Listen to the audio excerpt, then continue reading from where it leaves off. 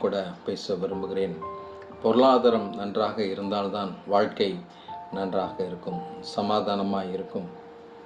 நிச்சயமாக நம் பொருளாதாரத்தில் ஒரு மாற்றத்தை கர்த்தர் கொடுக்க போகிறார். எத்தனை பேர் விசுவாசிக்கிறீங்க? விசுவாசிக்கிறவங்க ஒரு ஆமென் சொல்லுங்கள். வேதம் சொல்கிறது, கர்த்தரை நம்புகிறவனோ செழிப்பான் என்று வேதம் சொல்கிறது. முதலாவது தேவனுடைய ராஜ்யத்தையும் அவருடைய நீதியும் தேடுங்கள், அப்போது இவைகள் எல்லாம் உங்களுக்கு கூட கொடுக்கப்படும் என்றே கர்த்தர் வாக்கு பண்ணுகிறார்.